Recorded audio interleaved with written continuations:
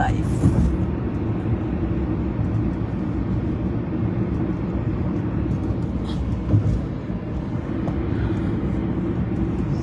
বিসমিল্লাহির রহমানির রহিম। আজকে আমি একটু রাজরানীর মতো যাচ্ছি। বাসায় তো হই চাকরানি, আর আজকে আমি গাড়িতে চড়ে হয়েছি রাজরানী। যাই হোক, ওইসব কথা পরে বলছি। সবাইকে আসসালামু আলাইকুম। সন্ধ্যা হয়ে গেছে, আজকে শনিবার।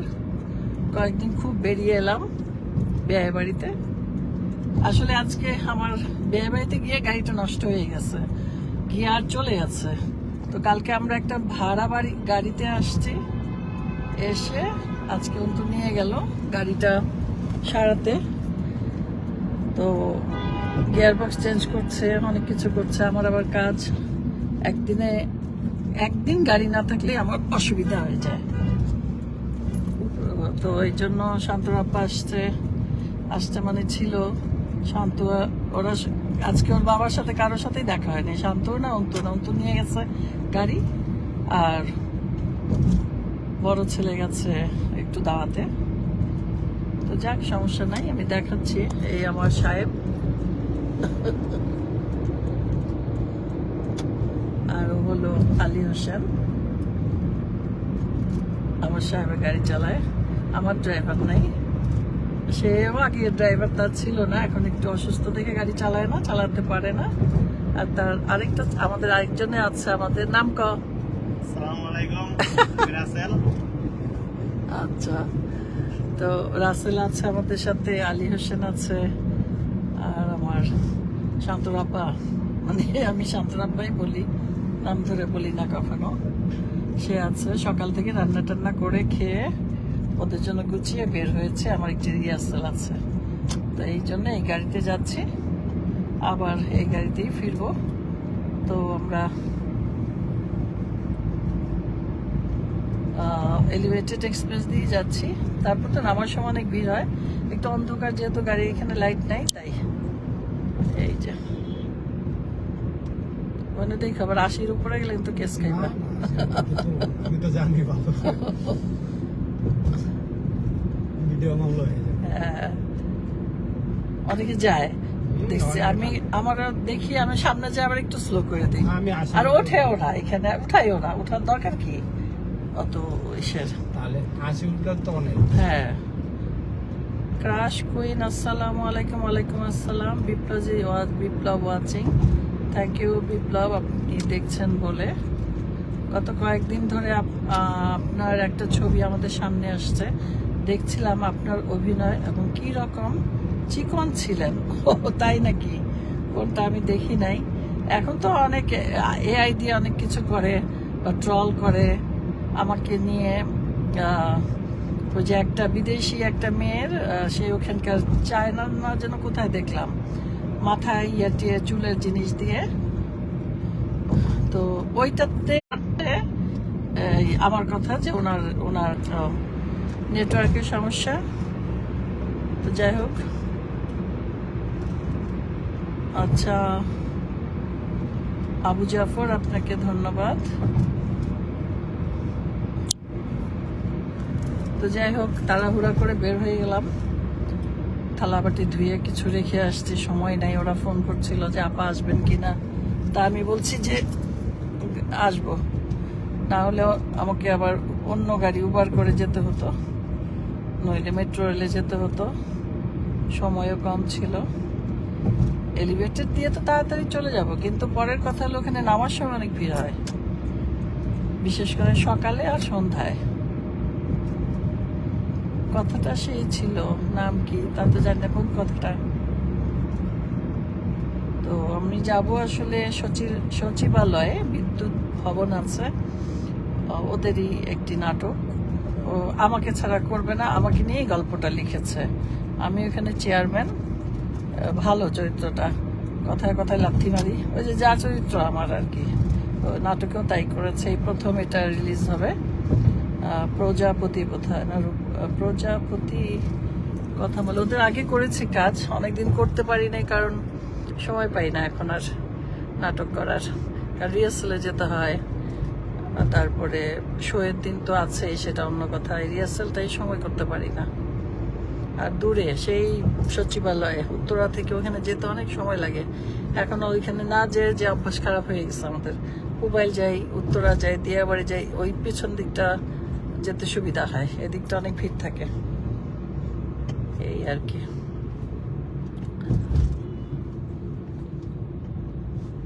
আমি অনেকবার বললাম লিটনকে যে লিটন আমি করব না, না আপা আপনাকে ছাড়া করব না, আপনাকেই করতে হবে আর কি। আজকে ওয়াসিকে বলছিলাম চলো যাই, দাদার গাড়িতে করে রিহার্সালে যাই। ও যাবে না, আজকে আসে নাই, ও খেলছে ঘরে। আসলে অনেকক্ষণ অনেক কথা বলতো, হ্যালো গাইস আমার আগেও বলতো। অনেক দুষ্ট হয়েছে।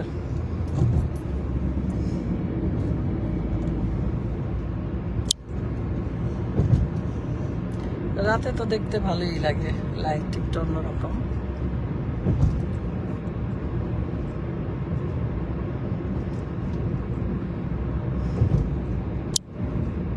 আজকে আমি আপনাদের কমেন্টস পড়তে পারবো, যেহেতু আমি গাড়ি চালাচ্ছি না আর চশমা পরে আগে থেকেই রেডি আছি পড়ার জন্য।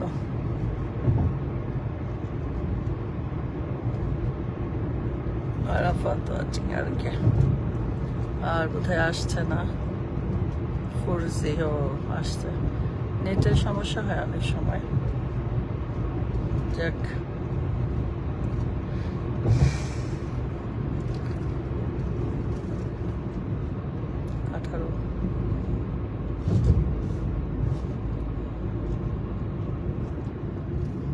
এখানে একবার গেলাম সেদিন, ওই যে আমাদের নেত্রীর জন্য মাজারে, জিয়ার মাজারে ওনার দোয়া মাহফিল ছিল।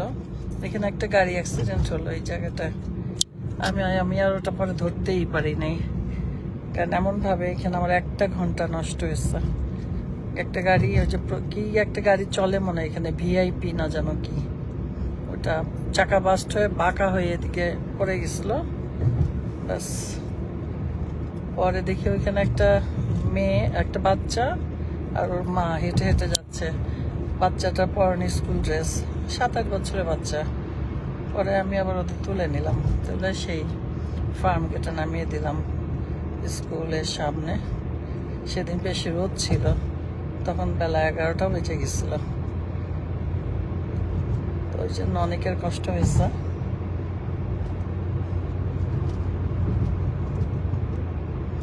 আমরা প্রায় চলেই আসলাম বোধহয়, হাতিঝিল আসিনি।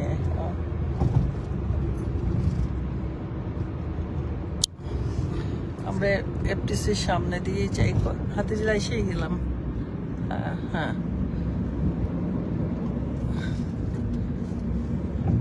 দিনের বেলা ওই পিছন থেকে ভিড় থাকে সকালে 1 ঘন্টা। আজকে তো বেশ ফ্রি। ও আজকে তো কারণ আছে, আজকে তো শনিবার। এই সামনেই আমাদের এফডিসি, এই যে এখন নামছি আমরা হাতিঝিল দিয়ে।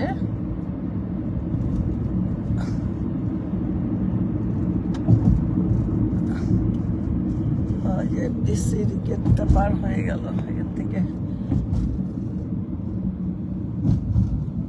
এখানে একটু জ্যাম হবে। কোন দিক দিয়ে যাবো?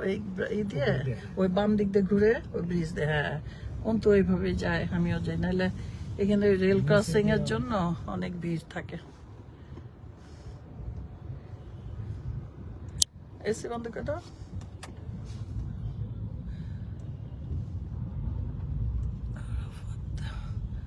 এমডি আরাফাত আছে। আজকে পড়বো, আজকে আর কোনো মেসেজই পাচ্ছি না। আজকে যে পড়তে পারবো এই জন্য আর কেউ লিখছে না বা আসতেছে না, মনে হইতে পারে। 4G নেটওয়ার্ক ঠিকই আছে। আমরা এফডিসির সামনে চলে আসছি, হাতিঝিল। এখন বাম দিক দিয়ে মগবাজার হয়ে আরেকটা ওভারব্রিজ দিয়ে তারপর নামবো সেই মৎস্য ভবনের সামনে দিয়ে, ওই যে হাইকোর্ট বাবার সামনে দিয়ে বায়ে গেলে ওইখানেই, ওই বায়েতেই প্রথম গেটেই নামবো আমি, দোতলায়। আমি তো গাড়ি নিয়ে উপরে চলে যাই, ওদের আছে একদম, যেখানে রিহার্সাল হয় ওই গেটেই গাড়ি রাখি, নেমেই রিহার্সাল রুম, আর নিচে রাখি না।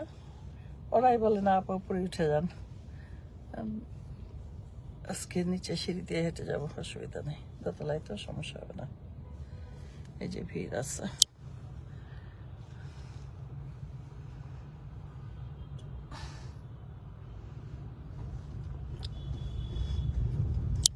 তোমার কি ঠান্ডা লাগতেছে? একটু লাগছিল। হ্যাঁ, তো এই জন্য আমি তখন তোরে বললাম আলির সঙ্গে যে এসিটা বন্ধ করে, বোঝে নাই নাকি পরে। বহুত মনে হয় গরম হচ্ছে। না না, আমার জন্যই ছাড়ছে। আগে সে গরম। স্যারকে তো আগে বলে দিছি, স্যার ম্যাডাম উঠতেছে কিন্তু এসি ছাড়তে হবে। স্যার বলতেছে তাহলে আমি রেডি হয়ে যাই। হ্যাঁ হ্যাঁ, ওই জন্যই আমি বললাম। কারণ এমনি শান্তরাব্বার ঠান্ডা লাগে বেশি, শুধু শীতকাল বলে না, এমনি অন্য সময়ও আমি এসি ছাড়লে তার জন্য সবসময় একটা কম্বল থাকে যে সে সেটা ব্যবহার করে। আর এই শীতের তো আর কথাই নাই, এই জন্য একবার বলছিলাম, আমি কথা বলতেছিলাম দেখে হয়তো খেয়াল করে না, আমার তো আর ঠান্ডা লাগতেছে না, আমি গরম কাপড় আনতেও ভুলে গেছি। শৈশবাইতে গেলাম, গরম কাপড় নিতে ভুলে গেছি, একটা চাদর নিয়ে গেছিলাম মাত্র। ভাবলাম যে লাগে না, গাড়িতে তো ঠান্ডা লাগে না। পরে যে নামার পরে দেখি ওরে বাবা ঠান্ডা। পরে বেআইন একটা ওভারকোট ছিল, বড়ই কিনেই রাখছিল, ঠিক এবার না মানে ছিল যে আমাকে দেবে, তো ওইটাই এবার কাজে লাগলো, ওইটাই পরে ঘুরলাম। তারপর ওই যে সেলিম ভাইয়ের এখানে বারবিকিউ করলাম, ওই কোটটা পরেছিলাম। তারপর আগুনে যখন পোহাইলাম, আগুন পোহাইলো, তখন তো দেব গরম লাগতেছে, আবার খুলে ফেলছি, আবার আসার সময় পড়ছি। যাক, তাও কাজে দিচ্ছে। ওটা কম্বল, একটা কম্বল, অনেক শীত যে গেল না এবার, ওইটা যদি থাকতো খুব ভালোই তো, মানে খুবই আরাম। তো স্বামীর আব্বাকে বা আপনার জন্যই মনে বানানো হয়েছে এটা, একটা মাপে, সব বড় মাপে, ও ঠিক। এনেই তো আলি ভাই না, হ্যাঁ, কি কোথায় না হইবে? এখানে নেমে যাবো। ও নামবো কেন? আমি নাম ওই সাদা তো ভাই মোবাইল নিয়ে এসে, ও, মোবাইলটা নিয়ে একদম। আবার যাবি না? হ্যাঁ হ্যাঁ, ও, আচ্ছা আমি আচ্ছা, যাই খালি বুঝছি। মোবাইল নিয়ে আবার। আচ্ছা, বুঝতে পারছি, ঠিক আছে। আমরা এখানে কিন্তু ঘুরবো 7 রাস্তা মোড় দিয়ে। এখান থেকে হ্যাঁ। আচ্ছা, ঠিক আছে। ওই যে বামে নামো। হ্যাঁ হ্যাঁ, আমাদের একজন নামবে, পরেও আসবে।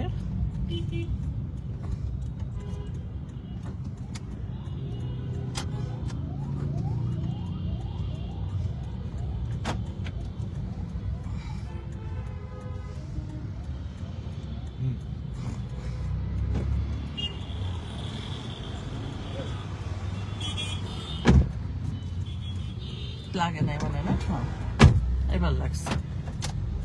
যাক, আমরা অনেকটা দূর চলে এসেছি। সামনে ভিড় না পেলে হয়তো 10 মিনিটের মধ্যে চলে যাব আমি আমার রিহার্সাল রুমে।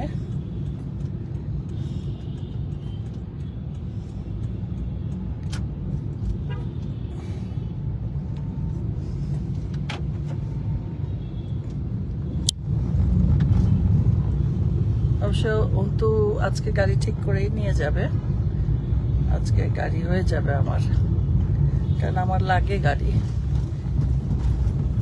যে যে যে যে এরকম কাজ করে, আমার তো একটু পর পর দৌড়াইতে হয়, রাত করে ফিরতে হয়, এটাই হলো আসল কথা। শুটিং তো রাতেই শেষ হয়, আর গাড়ি ছাড়া চলে না।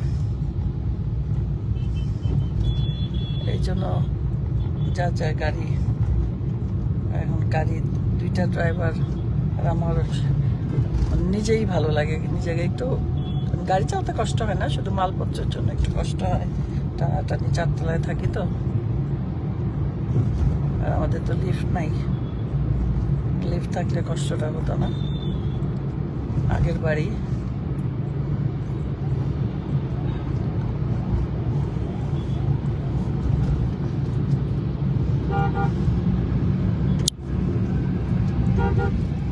মালপত্র নিয়ে যাচ্ছে।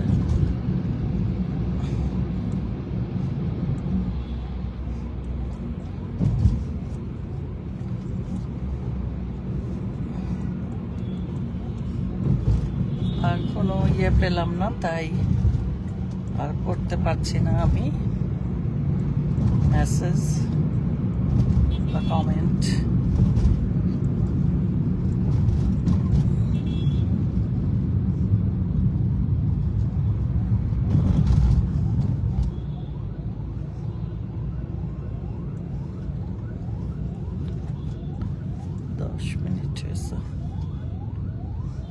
এই পাশে হালি ফ্যামিলি, এই জন্য অ্যাম্বুলেন্সের শব্দ পাওয়া যাচ্ছে।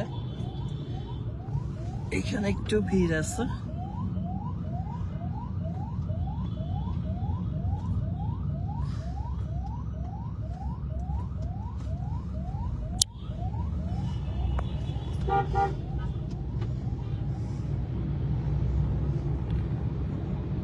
গত শনিবার গেলাম, ওখানে বেশ ভিড় ছিল।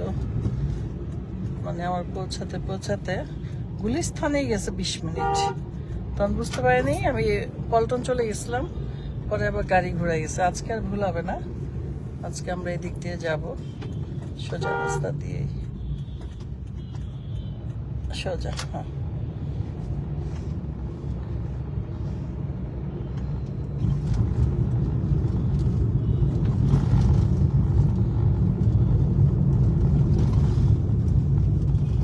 মনে হয় লিটন ভাই ফোন দিচ্ছে, একবারেই ধরবো। ফোন ধরলে আবার কেটে যায় এটা। ওই যে বাবু বুঝে কেমনে জানো, ওই যে ওই খেলতেছিল না তখন, এই যে ফোন আসে না এইটা, ওইটা এটা সাউন্ড আসে না, কিন্তু কোনো অপশনই আছে, সাউন্ডটা আসে না। এই জন্য কয় দাদা হেলো আসছে, হেলো, ওই হেলো কয় দাদা তোমার হেলো, একবারই ছেড়ে দেব।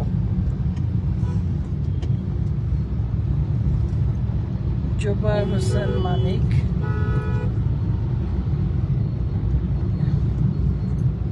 Thank you. শরফুদ্দিন,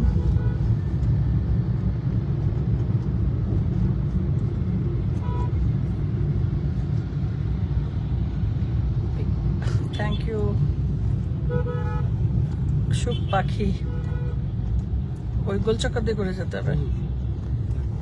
জোবার হোসেন, কেমন আছেন? জি ভালো আছি।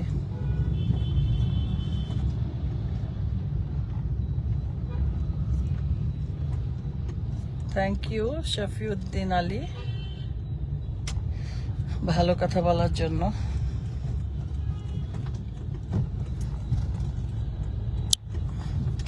কথা বলতে বলতে প্রায় গন্তব্যে চলেই আসলাম, আর একটু সময়, তারপর আমি বিদায় নেব।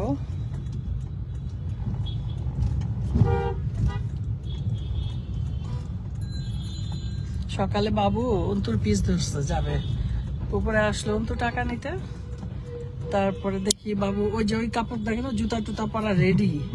তা আমি তো বুঝছি অন্তু আমার ইশারা দিল, এখনো যাবেই। তা আমি বললি বাবু করো, আমার মোবাইলটা নিয়ে আসো তো দোতলা থেকে। দৌড়াইছে, দৌড়াইয়া আইসা বসে তাড়াতাড়ি আইসা বলে আমি পাই না তোমার মোবাইল। পরে সিসি ক্যামেরা অফ করে দিছি আমি। ও আইসা যে দেখছে যে অন্তু নামছে গাড়ি কাছে, ও বুঝে গেছে, দৌড় দিতে গেছে। আমি কই তাড়াতাড়ি যে সিসি ক্যামেরা অফ করে দিয়ে আমি বলছি যে অন্তু উপরে গেছে। মিথ্যা কথাই বলতে হইলো যে উপরে স্ক্রুড্রাইভার আনতে গেছে, ও আবার সাথে দৌড়াইছে। যে পরে এসে না অন্তু গাড়ি স্টার্ট দিছে, বুঝে গেছে। কই যে গাড়ি, আমি না এটা আমাদের গাড়ি হর্ন না, কয় না আমাদের গাড়ি হর্ন, ও বোঝে। আর আজকেও বেশি হর্ন দিছে, হয়তো কোনো রিক্সা ছিল মানে গ্যারেজ থেকে বের করার সময়। তারপর বলে জানলা দিয়ে দেখি, চালাক তো। তা আমি রাত্রে বললাম রাত্রে ওর সাথে একটু যাও। তখন আমি ওই যে ইলিশ মাছটা খুঁজতেছিলাম, কারণ ওর দিকে দেখুম না মাছ খুঁজুম না কি করুম। পরে রাত্রি গেল, ভুলাইতে লাগছে আমার অনেকক্ষণ, কেন অন্তুর পাগল এত, মানে অন্তুর সাথে অন্তু এবার যায় নাই কেন শৈশবাড়ি, 3 ঘন্টা কথা বলে নাই, পুরা গাড়িতে রাগ হয়েছিল। ওর নানা বলল যে যা নামার পরে, তখন নামার পর 3 ঘন্টা পরে যায় কথা স্বাভাবিক হয়েছে।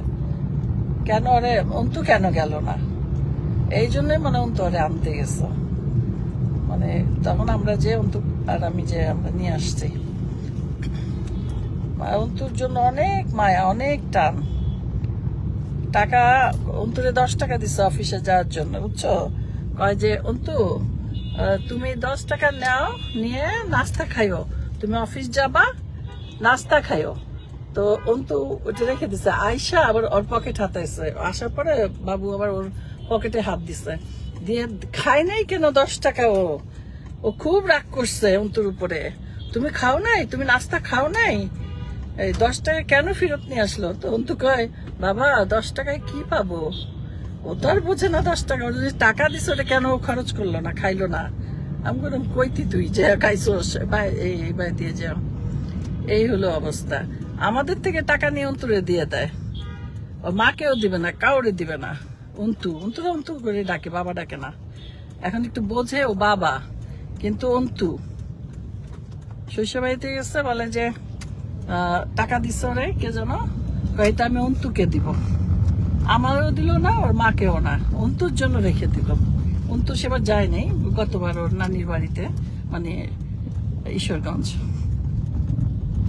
এই হলো অবস্থা। তো আমি হ্যাঁ এই যে সামনে একটা ইয়ে আছে, এই যে এখানে আস্তে করে যাও, এই যে বায়ে বায়ে, এই বায়েও না, ওই একদম বায়ে ঢুকতেই রাস্তায় রাখলেই হবে। আমি চলে আসছি এই বায়ে, এই বিয়ারটির সামনে।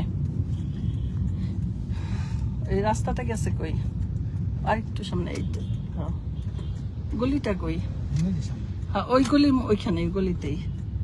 এটা তো খাদ্য অধিদপ্তর।